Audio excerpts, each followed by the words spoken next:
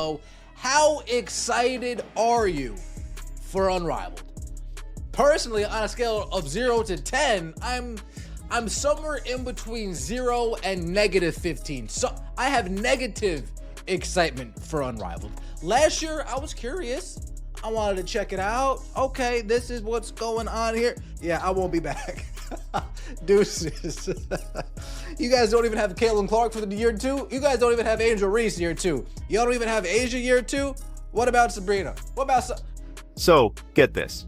Sophie Cunningham just dropped a massive bombshell. She's saying the WNBA's own rulebook is actually letting players target and injure Caitlin Clark, and not just in a random way, but totally systematically. According to Sophie, last season, the league's physicality just went way over the top. It led to so many injuries, and honestly, the whole atmosphere was just chaotic.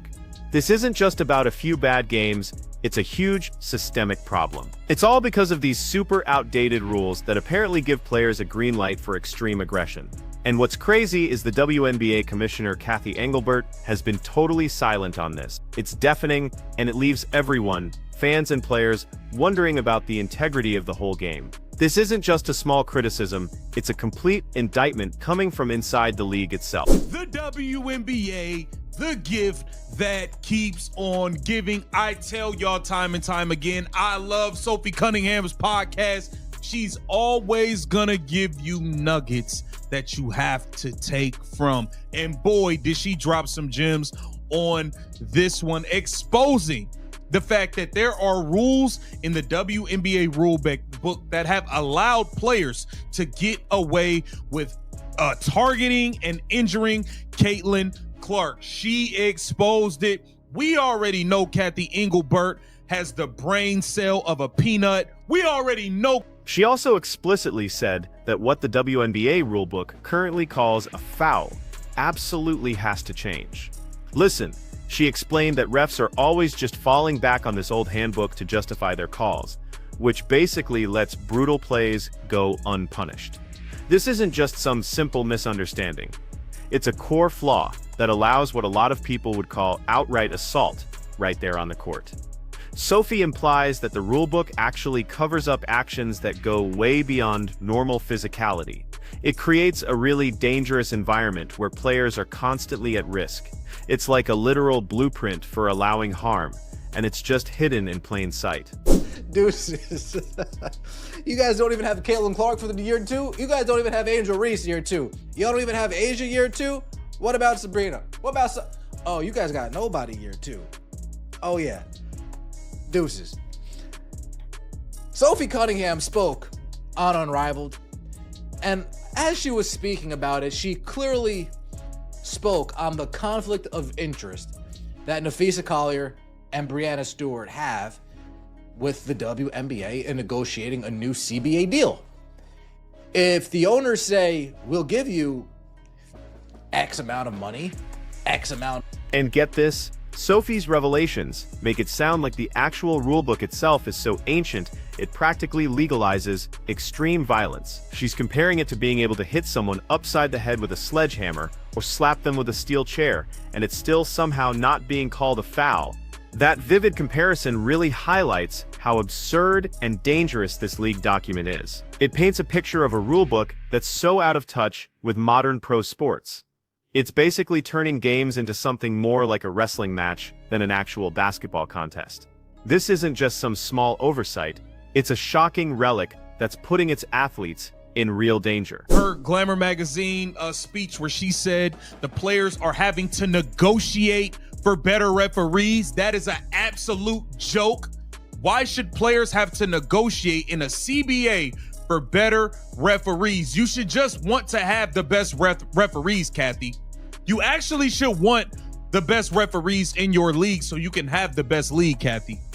These are the reasons that people just can't get behind you, even though we see what's going on with Nneka Ogwumike signing with Project B in the middle of CBA negotiations, doing a real slimy move, but we just can't get behind some of the things we've seen you do.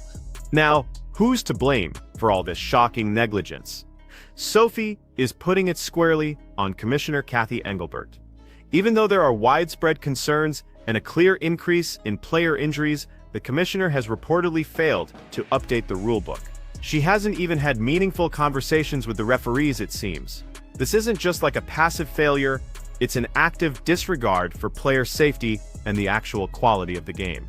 Her inaction sends a super chilling message. It's like the league's leadership either just doesn't care or they're completely clueless about the brutal reality happening on the court. This lack of leadership at the very top is creating a full-blown crisis for the league's most valuable assets, the players themselves.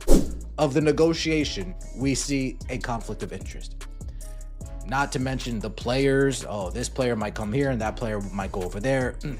You can get, the more you look into it, the more a conflict of interest just jumps out and screams at you. We have that. We have Sophie Cunningham and Lexi Hull taking the Caitlin Clark effect, capitalizing on it the best that they can. Sophie Cunningham had an epic run last week from Good Morning America to the NASCAR event. Sophie Cunningham, let me just preface this right now. Sophie Cunningham is setting herself up for a career outside of basketball. On top of all that, it's like adding insult to injury. The WNBA has supposedly been preaching freedom of movement, right? But their players are out there routinely getting absolutely beat up. This glaring contradiction really shows a deep hypocrisy at the core of the league's official stance versus what's actually happening on the court.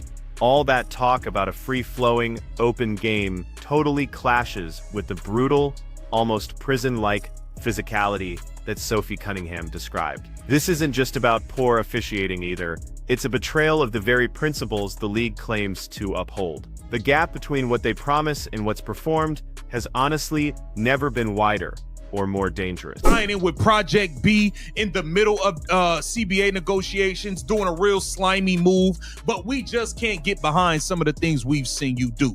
But let's take a listen at what Sophie Cunningham had to say. The league is very physical, and I think it needs to be that way. Like, I'm all for that. I think that's part of being a pro. It's about being at the next level. It's about being around elite level athletes.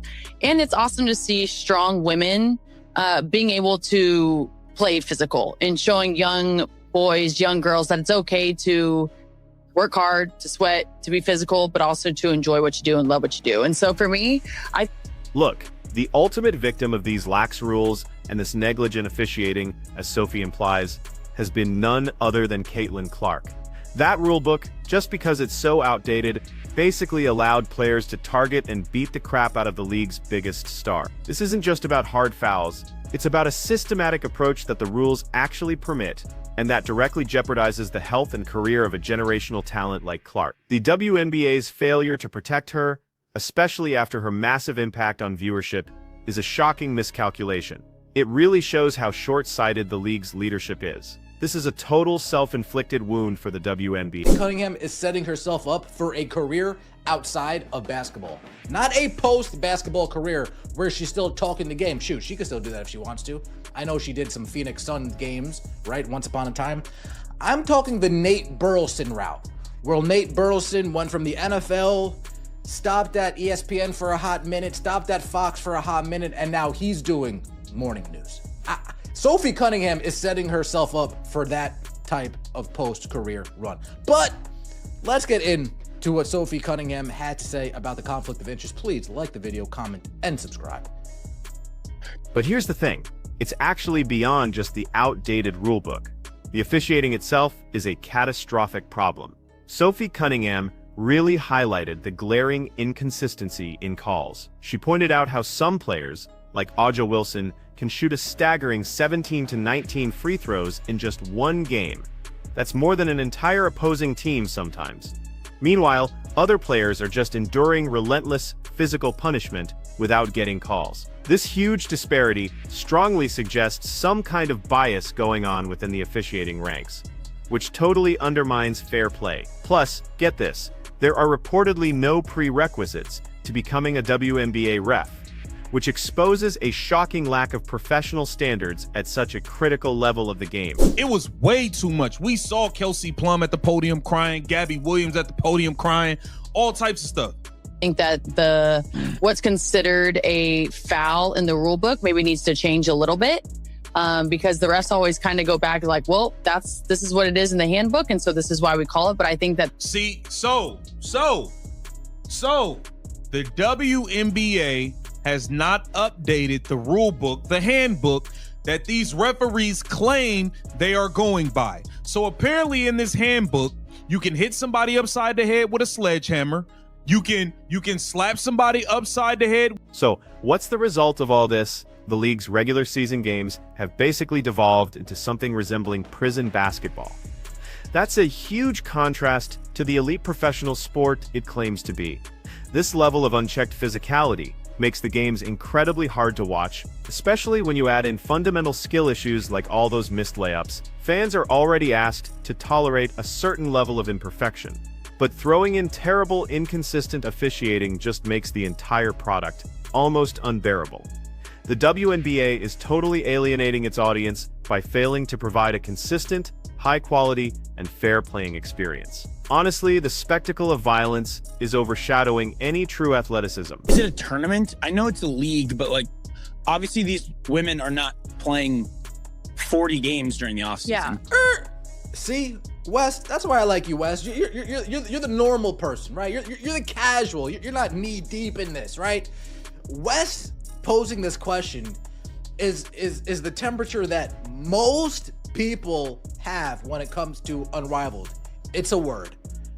They don't know anything else past. Is this a tournament? Is this a league? What is this? Is this like a summer camp? Is this a summer party? Is this so these people can be in a sorority? And what about the commissioner, Kathy Engelbert? She's been accused of being really negligent and pretty cocky when it comes to this officiating crisis. Her dismissive attitude, reportedly believing that only people who are losing actually complain, just shows a shocking detachment from reality. This arrogance has allowed a critical, controllable aspect of the league to completely spiral out of control. Now the WNBA is paying the price for all this hubris, facing potential investigations and a seriously damaged reputation. The commissioner's failure to address these fundamental issues has directly led to all this current turmoil and, frankly, the endangerment of its athletes. So apparently in this handbook, you can hit somebody upside the head with a sledgehammer. You can slap somebody upside the head with a steel chair. You can slam someone through a table like it's a WWE tables, ladders, and chairs match. Shout out to the Dudley boys. You can do all of these things in the WNBA rulebook, and it's not considered a foul. Kathy Engelbert has not taken the time to update the rulebook, have conversations with the refs. I don't know. I thought you guys were preaching freedom of movement. I thought I kept hearing this freedom of movement thing being brought up. I don't know what's going on. What's crazy is that players like Lexi Hull are actually forced to negotiate for better referees during their collective bargaining agreement talks. That's just an absolute joke. It's a huge indictment of league management that fundamental fairness and safety, which should just be inherent to any professional sport, are being used as bargaining chips. Players absolutely shouldn't have to fight for competent officiating. That should just be a given. This shocking revelation really underscores just how deeply flawed the WNBA's operational structure has become. When you're demanding that your stars fight for basic protection, it really reveals a broken system where player welfare is just an afterthought, not a priority at all. So these people can be in a sorority post-college. What's going on? Is this like an extended party? Is this a mini vacation? West, great question. Great question. Break it down for us. So break it down. So what it is, it's like 3v3. And so I'm pretty sure 3v3, but they also play 1v1. But there's a lot of this is good. This is kind of some tea. So both of these girls, great fucking players, right? Like, yeah, phenomenal. Can't say enough good things about them on the court. But they're also a part. Now, let's talk about something else. The current WNBA leadership is facing another really significant controversy: blatant conflicts of interest.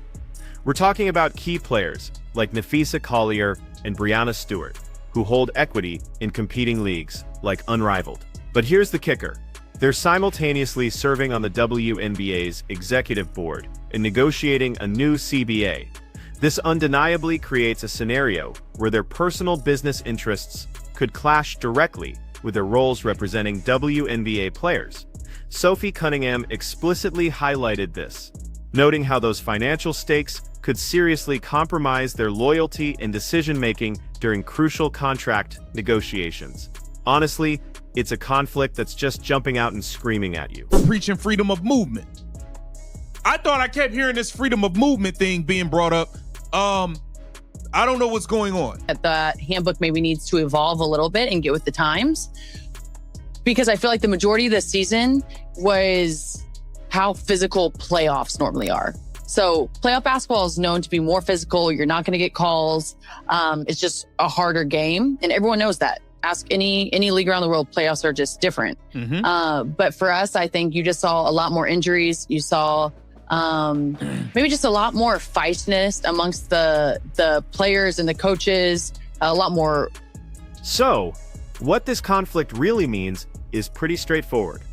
If WNBA owners offer a deal with substantial money, but that deal says players can't participate in Unrivaled, then those players who have a stake in Unrivaled would inherently oppose it. Their little baby, called Unrivaled, would basically cease to exist, creating an immediate self-serving roadblock in the negotiations. This isn't just some minor ethical issue either. It potentially jeopardizes the entire CBA process, prioritizing individual players' business ventures over the collective good of all WNBA athletes. It's a direct financial incentive to resist deals that could otherwise really benefit the majority of players. The players all know this privately. If Sophie is saying this publicly, one more time, the players all know this privately. Sophie Cunningham, she's making dough. She's good. But what about all the players that aren't making dough? The 70,000 a year, the 80,000 a year, the 90,000 a year. Good money for an average American, but these people want to keep up with the Joneses. They want $500,000, $300,000 deals. Indeed. And it's not just Unrivaled either. What's more, other prominent WNBA leaders like Nneka Ogwumike and Kelsey Plum also reportedly have stakes in alternative leagues, such as Project B. This widespread investment by key WNBA figures in competing ventures creates a truly tangled web of allegiances. It raises some serious questions about whose interests are truly being served during crucial league-wide decisions and CBA negotiations. The very people who are tasked with securing the best deals for WNBA players now have significant financial ties to entities that could totally be seen as rivals. The lines of loyalty here are dangerously blurred. But the WNBA regular season looks like prison. It looks like you guys are outside on the yard. And we kept hearing freedom of movement. We kept hearing we want a free-flowing game. Meanwhile, there's people getting beat to living hell, but you have other people like Asia Wilson who can shoot 17, 18, 19 free throws in a single game and shoot more free throws than the entire other team. So it seems like there was some agendas going on. There's not been any consistency. So, why is all this happening? While top WNBA players might be making some substantial salaries, a lot of WNBA athletes are still only earning around $70,000 a year. Now, that's good for an average American, but it totally pales in comparison to the financial aspirations of elite athletes. This drives players to seek external income sources, often overseas or in these new alternative leagues.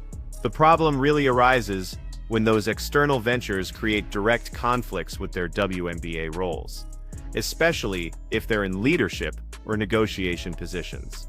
The league's failure to address core salary issues just exacerbates this whole problem. People really did enjoy it. And so now a lot of new people are back. A lot of the same old people are back. And so it's going to be, I think people liked it for the most part. Ooh. Ooh.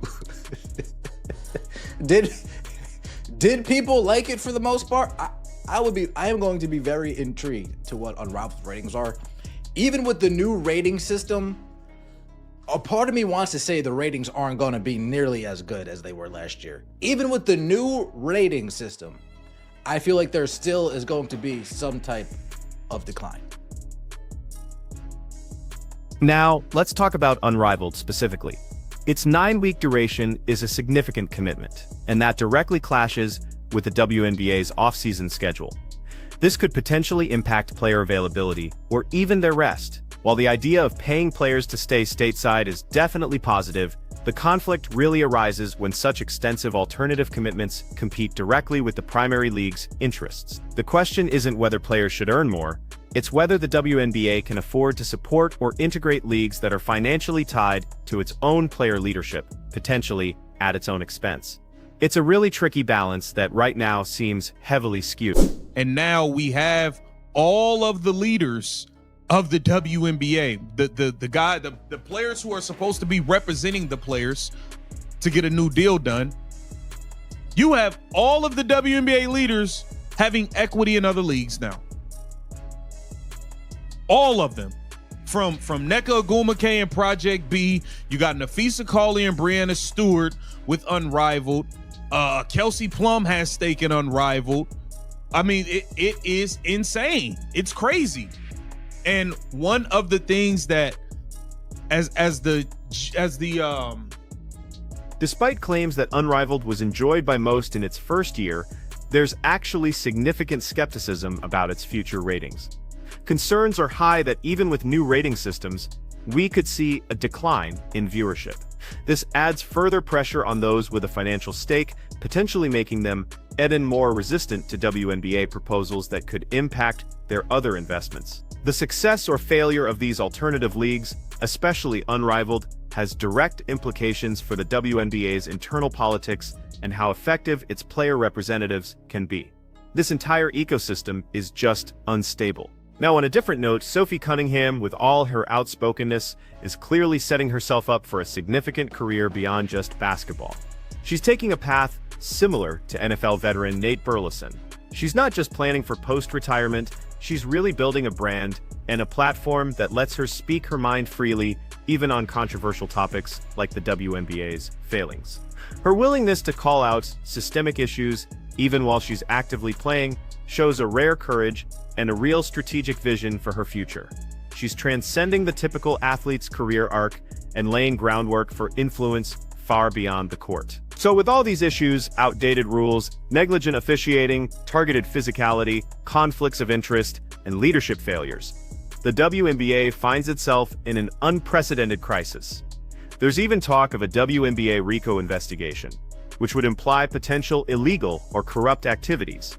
This isn't just some internal squabble, it's a full-blown scandal that could shake the league to its very core. The accumulated mismanagement and shocking disregard for player safety and ethical governance have pushed the WNBA to the brink of a catastrophic collapse, inviting external scrutiny that could reveal even darker truths. And the consequences of this negligence are really stark. The league pretty much allowed its brightest star, Caitlin Clark, to be repeatedly targeted and physically assaulted right there on the court. This decision, or maybe lack thereof, by Commissioner Engelbert and the league, is totally coming back to haunt them now. They really have to take their medicine, as the saying goes, facing backlash from fans, the media, and potentially even legal bodies. The WNBA's inability to control the controllables, like officiating and rule enforcement, has created a really dangerous precedent. It's severely damaged their credibility. Truly, the chickens are coming home to roost. So, to sum it all up, Sophie Cunningham's explosive revelations paint a pretty grim picture. It's a league in chaos, where systemic failures are endangering players, the leadership is negligent, and conflicts of interest are running rampant. The targeting of Caitlin Clark wasn't just some isolated incident, either.